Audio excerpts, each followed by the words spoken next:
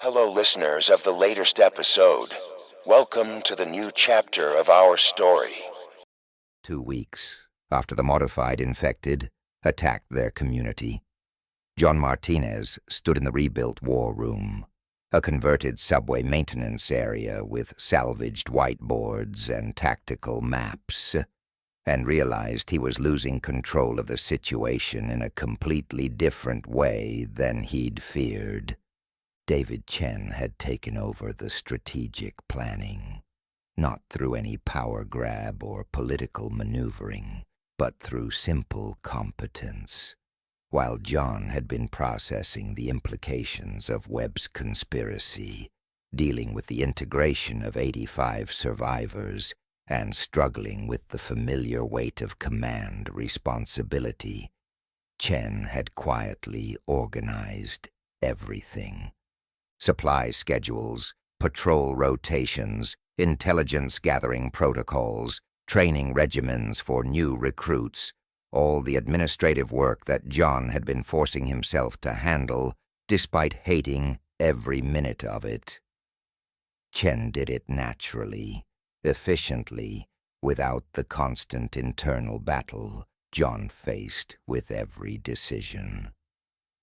"We have 3 potential sites within 100-mile radius," Chen said, pointing to marked locations on the map. "Based on Dr. Santos's intelligence and what we pulled from the laboratory computers, all former government installations with the infrastructure needed for biological research." John studied the map. The northern site was a CDC field station in the mountains, supposedly abandoned during the outbreak. The eastern site was near Fort Carson, a major military installation. The southern site was close to Cheyenne Mountain Complex, the famous NORAD bunker. "We need reconnaissance," John said. "Find out which sites are active, gather intel on personnel and defenses before we plan any kind of assault." "Agreed," Chen said. "I'm thinking small teams, 4 people each, light and fast, in and out without engagement if possible, just eyes and cameras." Michael leaned forward, studying the distances. "The northern site is closest, 2 days on foot, through rough terrain, maybe less if we find working vehicles. I can lead that team." "No," Rachel said, spiking up from where she'd been reviewing medical supplies inventory. "I'll lead it." Everyone turned to look at her. At 18, Rachel had become the community's de facto medical officer, agricultural coordinator, and one of John's most trusted advisors. But leading a combat reconnaissance mission was different from defending their perimeter. "Rachel," John started. "I know what you're going to say," she interrupted. "I'm too young, too inexperienced, too valuable to risk. But think about it, John. Michael needs to stay here managing security. You need to coordinate overall strategy with Chen. And I've been on every patrol for the past month.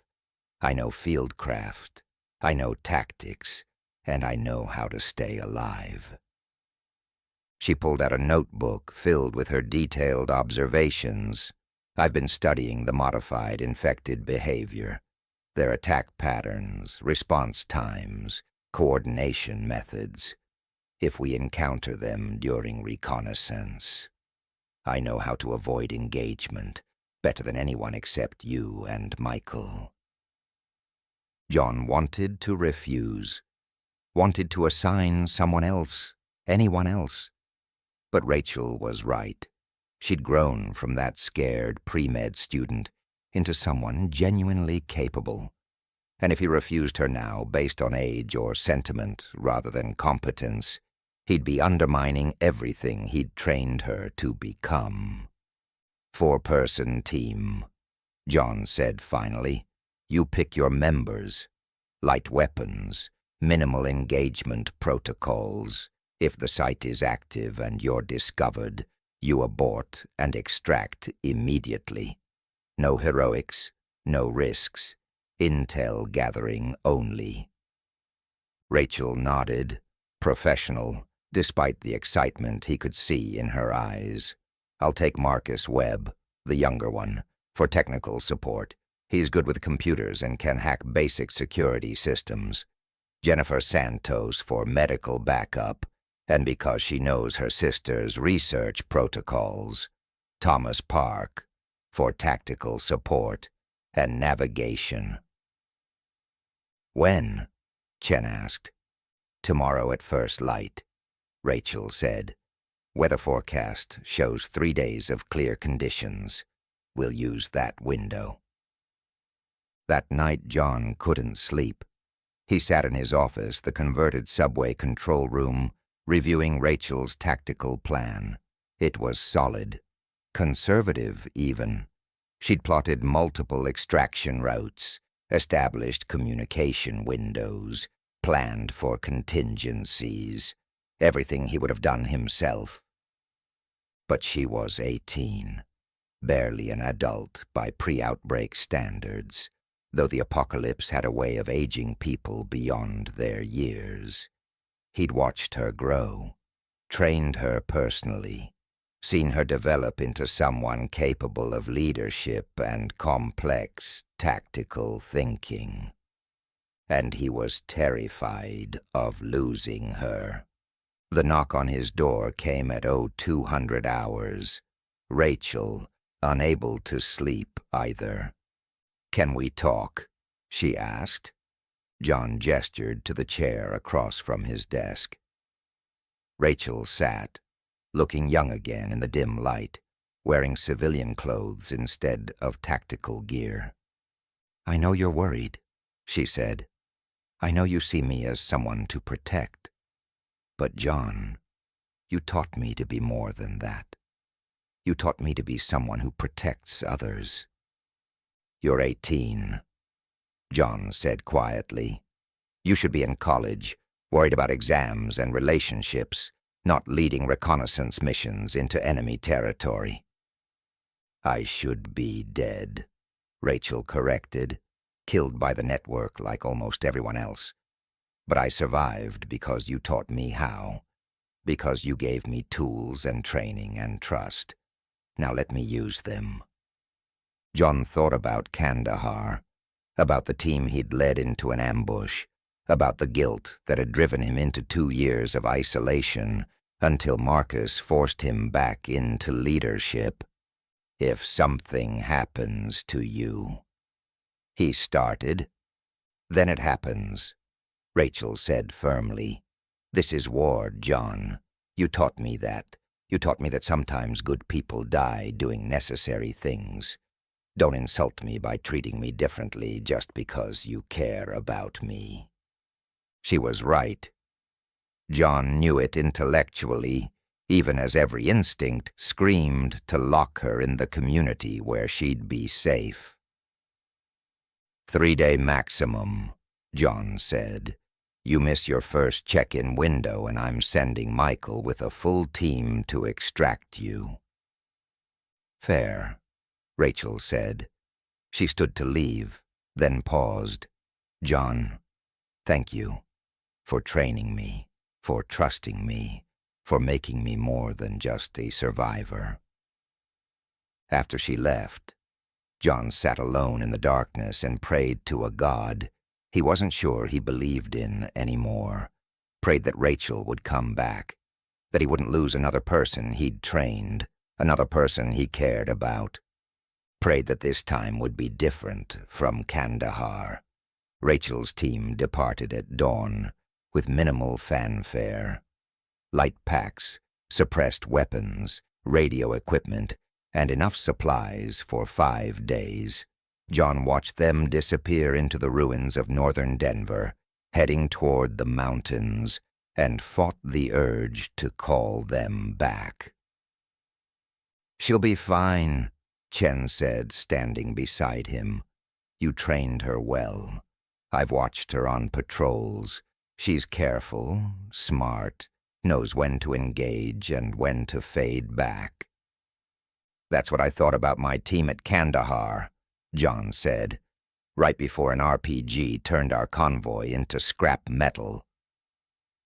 "This isn't Kandahar," Chen said. "Rachel knows the risks.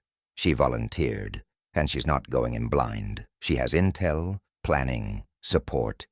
You gave her everything she needs to succeed." John nodded, but couldn't shake the cold certainty in his gut. Something was going to go wrong. He'd felt this way before Kandahar, too, had ignored it as pre-mission jitters. This time he knew better than to dismiss the feeling.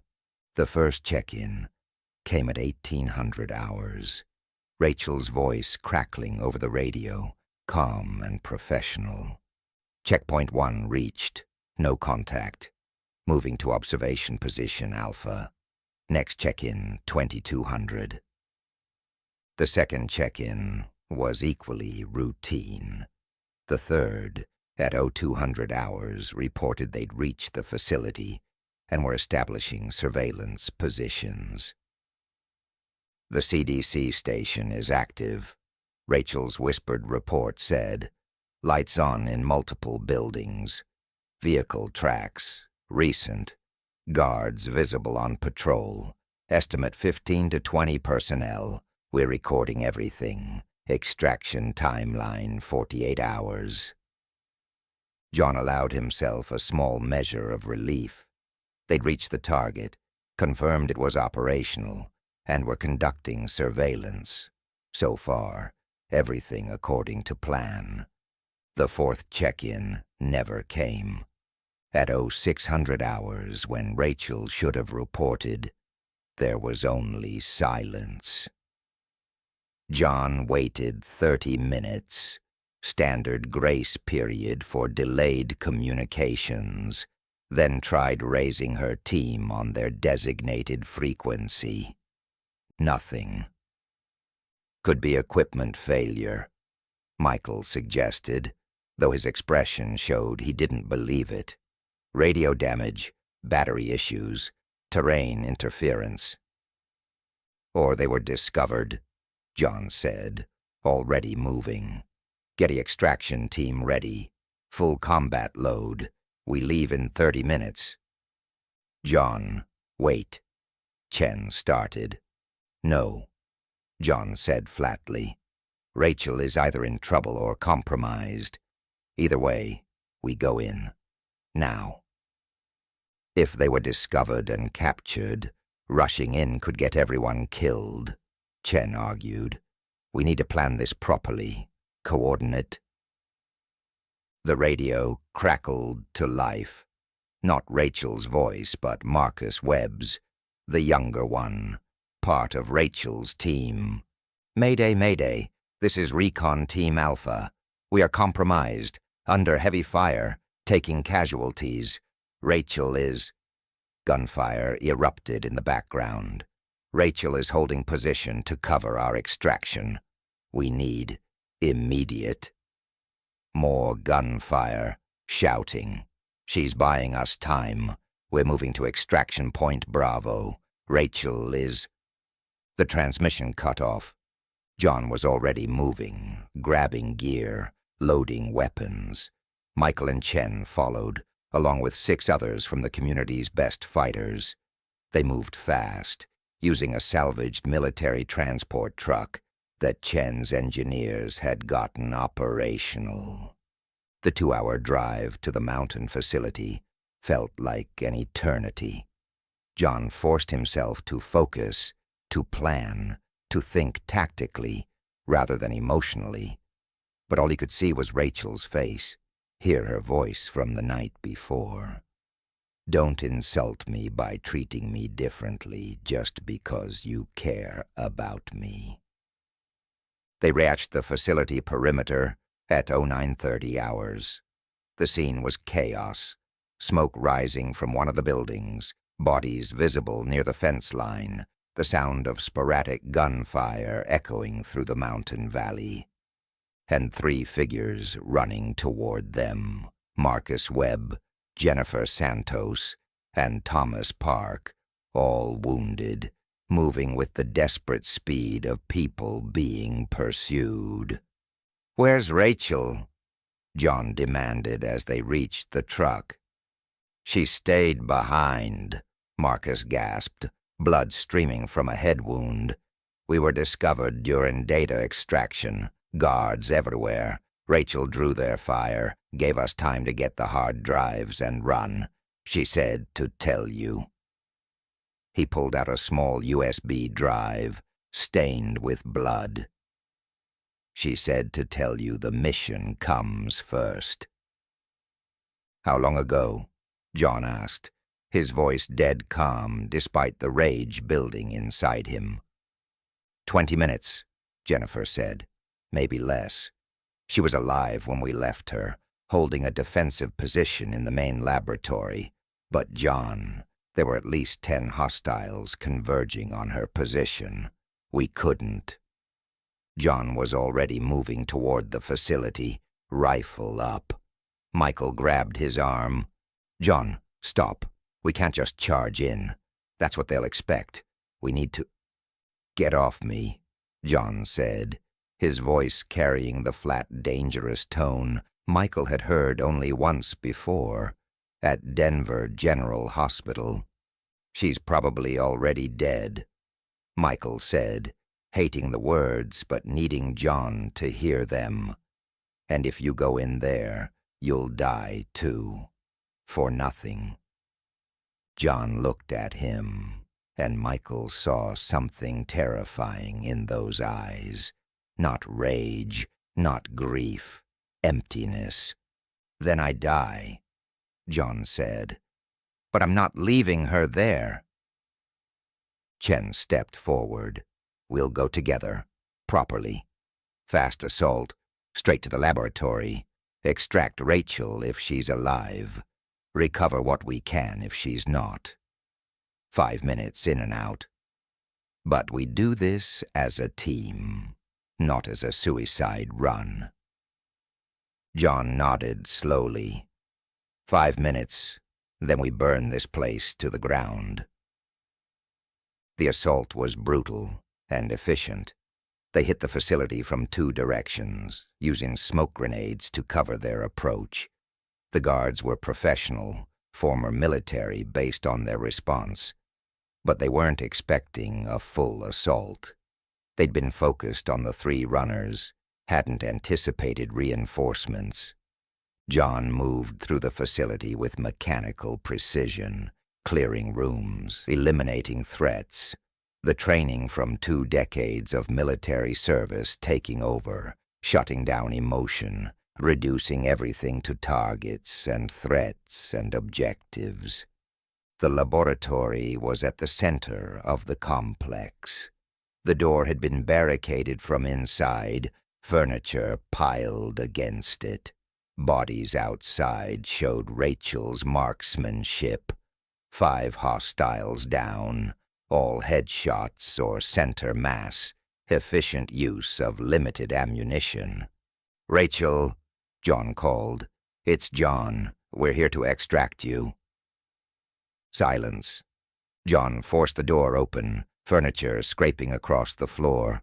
The laboratory beyond was dark, except for emergency lighting. And there, slumped against a desk, weapons still in her hands, was Rachel. John was beside her in seconds. She was alive, barely. Multiple gunshot wounds to her torso and leg, blood pooling beneath her. She'd used a makeshift tourniquet on the leg wound, but the chest wounds were beyond field treatment.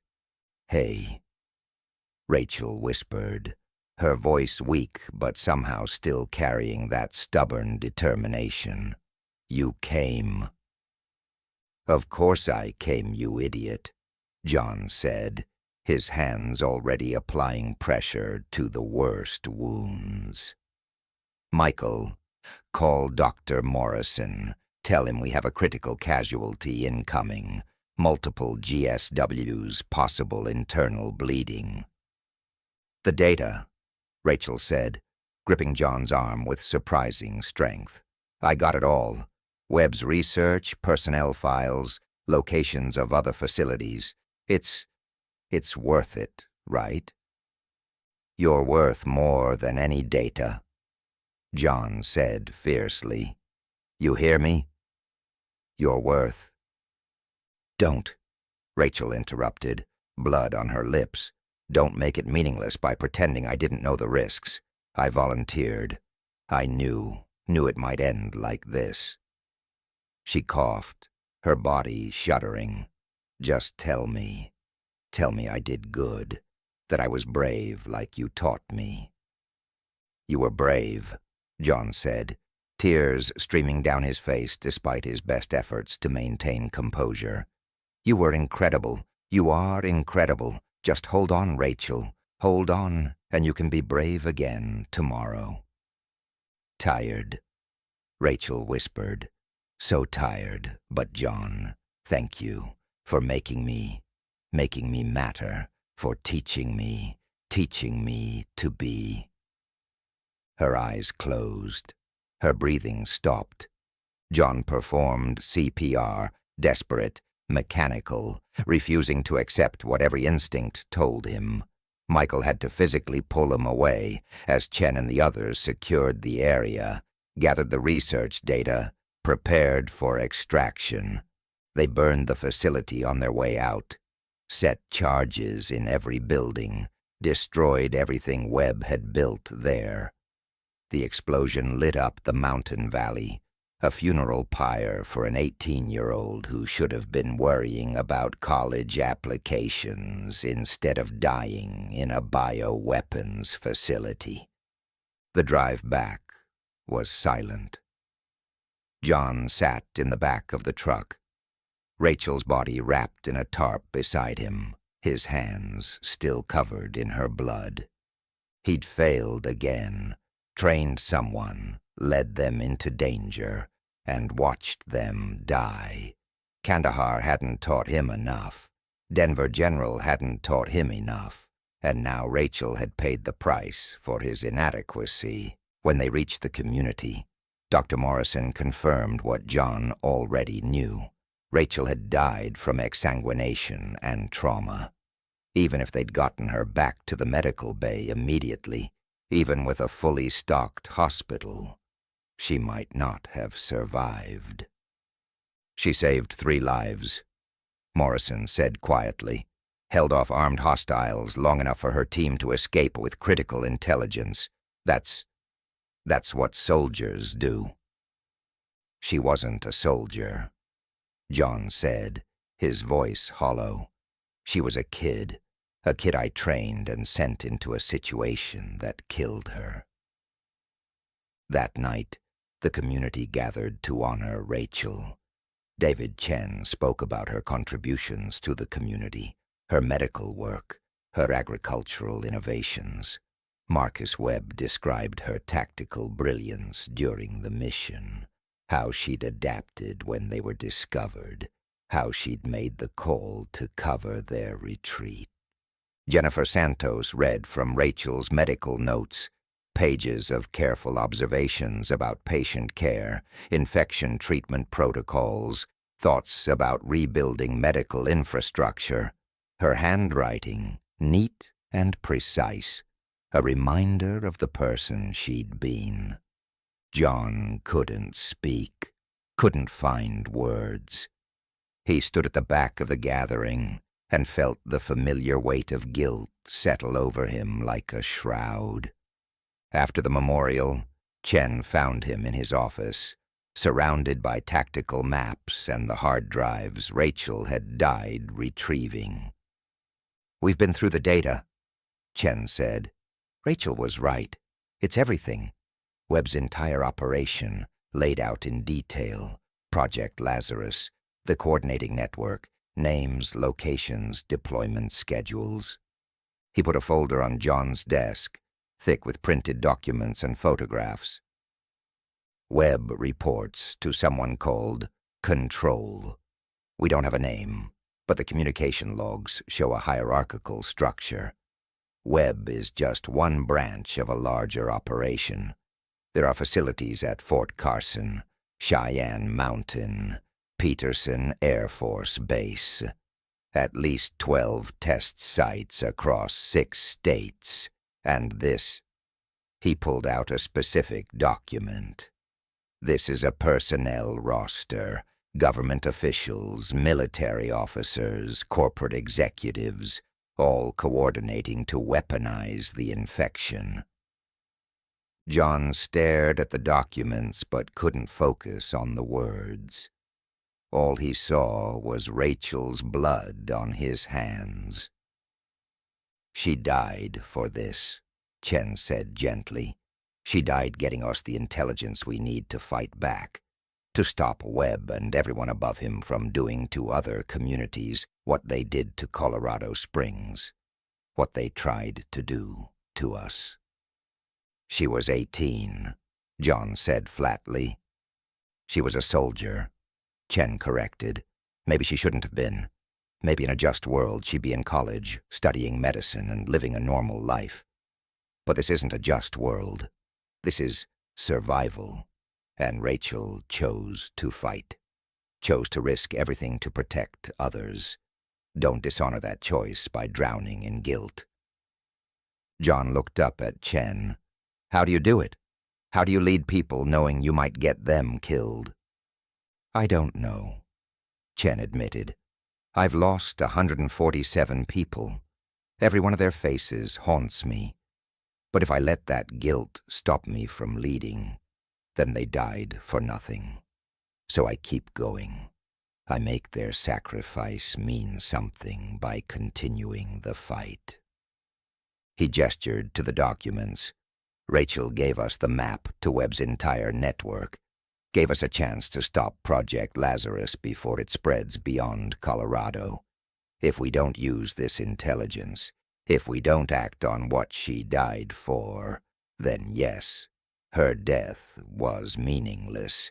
But if we take this fight to Webb and everyone above him, then she's a hero." John picked up the personnel roster, forced himself to read through the names and positions. Webb reported to someone at Fort Carson. That person reported to someone at Cheyenne Mountain. The chain of command went higher than he'd imagined, and every single person in that chain was responsible for Rachel's death. "How many people do we have who can fight?" John asked, his voice gaining strength. 52 with combat training or experience," Chen said. "Another 30 who can handle basic weapons and tactics. Not enough to assault a major military installation, but enough to hit smaller facilities, gather more intel, disrupt their operations." "Then we hit them," John said, standing up, decision crystallizing. "We take the fight to every location on this list. We destroy their research, free their test subjects, expose their conspiracy, and we work our way up the chain of command until we reach whoever's at the top of Project Lazarus." "That's a war," Chen said. "A real war against an enemy with resources and organization." "Then it's a war," John said. "Rachel died for this intelligence. Michael almost died. 3 other people barely escaped. I'm not letting their sacrifice be wasted. I'm not letting Webb and his people continue experimenting on survivors." He looked at Chen directly. "I can't do this alone. I'm a soldier, not an administrator. I can plan missions, train fighters, lead assaults, but managing the community, coordinating multiple operations, building alliances with other survivors, that's you. So I'm asking, will you help me fight this war?" Chen extended his hand. "Partners. You handle tactical operations. I handle strategic coordination and community management. We make decisions together, share the burden of leadership." John shook his hand, feeling something shift inside him. Not redemption, he didn't deserve that, but purpose. Rachel had died fighting. The least he could do was continue that fight. Over the next week, John transformed from a grief-stricken mentor into something harder, more focused. He studied the intelligence Rachel had died for, memorizing names and locations, building tactical plans for strikes against Webb's network. The community divided naturally. Chen's people handled administration, agriculture, medical services, everything needed to keep 83 survivors alive and functioning. John's people trained for combat, preparing for a series of raids against Project Lazarus facilities. They buried Rachel on a hill overlooking Denver, with a view of the sunrise. John spent an hour there after the funeral, alone, except for her grave marker, a simple wooden cross with her name, dates, and a single line. She was brave. "I'm sorry," John said to the grave. "I'm sorry I trained you. I'm sorry I sent you. I'm sorry I couldn't save you." He paused, choosing his next words carefully. "But I promised you this. Every facility on that list is going to burn. Every person in Project Lazarus is going to answer for what they've done. And when this war is over, when we've destroyed everyone responsible, I'll come back here and tell you about it." He stood, shouldered his rifle, and walked back toward the community, back toward the war room where Chen was coordinating intelligence from other survivor communities who'd agreed to share information. Rachel's death had changed him, not broken him like Kandahar had, but hardened him, focused him. He'd lost his team at Kandahar through bad intelligence and worse luck. He'd lost Rachel through his own decision to send her into danger. He wouldn't lose anyone else, not because he'd hide them away or protect them from risk, but because he'd train them better, plan more carefully, fight smarter, because he'd take the lessons of every failure and turn them into preparation for the next mission. The war with Project Lazarus was just beginning. Webb thought he was fighting scattered survivor communities, easy test subjects for his weaponized infections. He was about to learn that he'd created something much more dangerous, a unified resistance with nothing left to lose and everything to fight for. John Martinez had been running from leadership for 2 years after Kandahar. Then Marcus forced him back. Then Rachel died, proving he was right to trust her. Now he wasn't running anymore. Now he was hunting.